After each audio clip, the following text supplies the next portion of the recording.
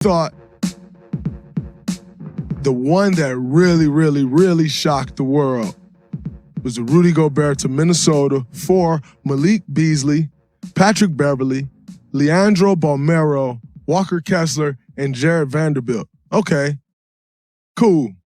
But here's where the trade gets spicy.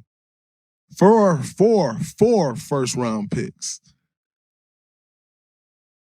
And I think 1 or 2 pick swaps. For those of you that don't know what a pick swap is, that means Minnesota traded their picks to Utah. If a scenario happens where Minnesota's pick is worse than Utah's pick, Utah can then swap that pick with Minnesota to take the higher pick. So trade swaps are actually very valuable. And I think that's what really tilted this trade is the draft capital that Utah received back. 4 first-round picks. That is absolutely insane. Now, what does this trade say to me? And I know Karl-Anthony Towns just signed a $224 million extension. But what this trade says to me is Minnesota believes that they have a superstar in Anthony Edwards. If you think about the NBA, what championships used to be was having a great guard and a great big. And it says to me that they believe in Anthony Edwards to carry the torch. Not that Karl-Anthony Towns is not important to what they do, because he is important to what they do, or else he wouldn't have got $224 million. And, you could say, oh, well, they gave him that because they don't want to, they want to hold the value. Karl-Anthony Towns is an important asset. And if we have Karl-Anthony Towns locked up for 5 years and they want to trade him, you can get a lot of value for that. You can think about it from that standpoint, or you can think about it from the standpoint of Karl-Anthony Towns is an incredible shooter, shoots 40% from 3 so he can stretch the floor. You can think Minnesota's thinking ahead and they're trying to get back big because they may think the league is switching back to 2 bigs. But the reason it says to me that they want to build around Anthony Edwards is because you go out and you get and you trade all of that away. That means we're in win now mode. We're not planning for the future. And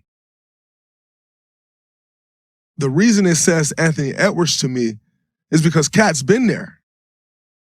And now you're making these moves. They weren't trading the number 1 pick when when they just had the number 1 pick. They weren't trading picks anytime before that or really after. But they're in win now mode because I think Minnesota thinks that they have a superstar in Anthony Edwards. And by the way, I believe they do. And so you pair him with Rudy Gobert.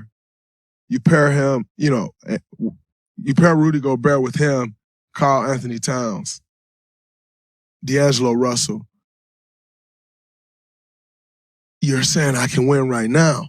Now, here's an interesting thing for me also on why I think they went out and got Rudy Gobert is D'Angelo Russell, who's an incredible player, who's my dog.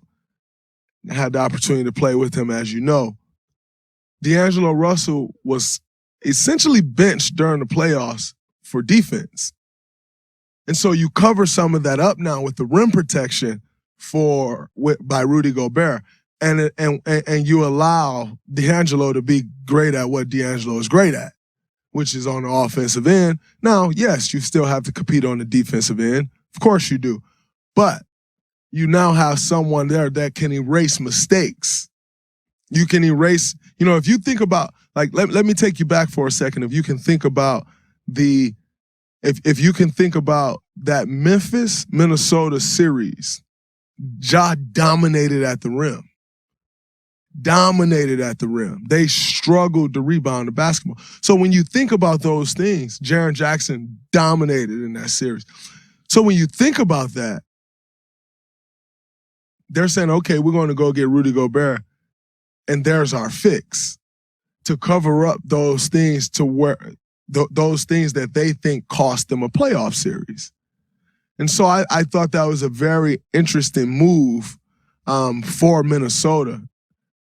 Now, the downside to that move, you have $450 million wrapped up in the center position. And you could say, all right, Karl-Anthony Towns is moving to the 4. But I still can't view Karl-Anthony Towns as a 4 because 4s are 6'2" in the NBA these days. I'm a center in the NBA these days.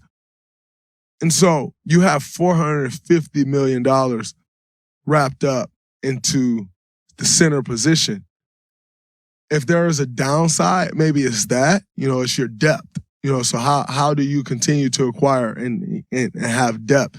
Now, one way of doing that is to build your young guys. I think they're expecting McDaniels to take another step forward, which I expect he'll take another step forward as well. They re-signed Taurean Prince. And so I think depth is where that can hurt in having $450 million into the center position. But like I said, I think they also could see, you know what, we're not going to win going small. Let's go big and give that a try. And like I said, most importantly, what that shows me is they are building around Anthony Edwards, who's a young star in the making. And the thing that I love about Anthony Edwards is he got the game, he talk it, he walk it, he got the personality. He got what it takes to be one of those guys. And Minnesota see that. They're going all in on that. And I think it's a beautiful thing. Now, if you're Ant-Man, you got to be in that gym this summer.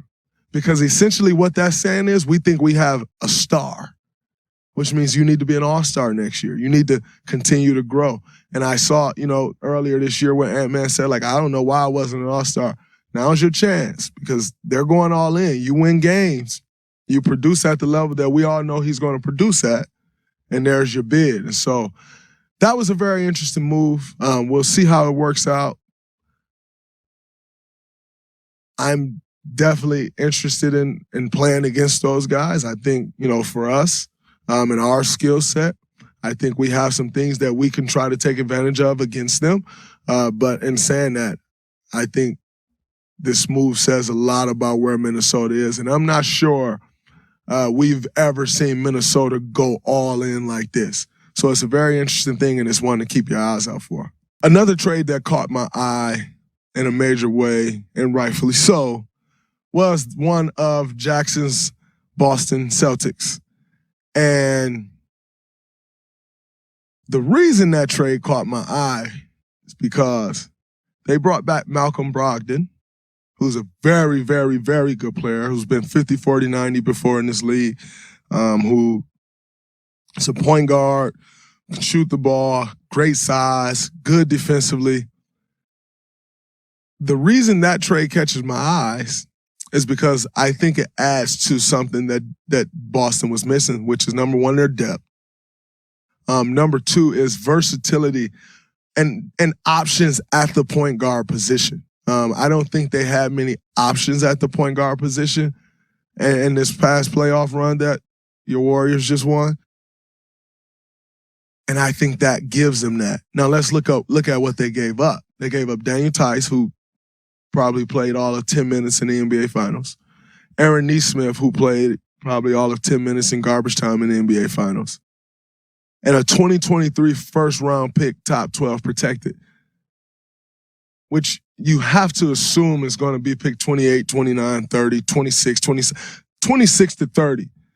If the Boston Celtics have the year that most people will expect them to have, the year that they should have coming off an NBA Finals run, that pick is end of the first round. And so I thought that was an incredible move by the Boston Celtics. You got to give them a lot of credit to go out and find a guy like Malcolm Brogdon. And see, the thing is, you go out and you get a guy like that from a team that's not really trying to contend right at this moment. And that's where you can swoop in and get a guy for not very much, because sometimes teams would love to get off that salary. I think Malcolm Brogdon is probably making close to $20 million a year. So if you can get off that salary, get a first-round pick back, even if it is 26 to 30, because, the reality is the Indiana Pacers will probably be in the lottery again next year. So now that gives you 2 first-round picks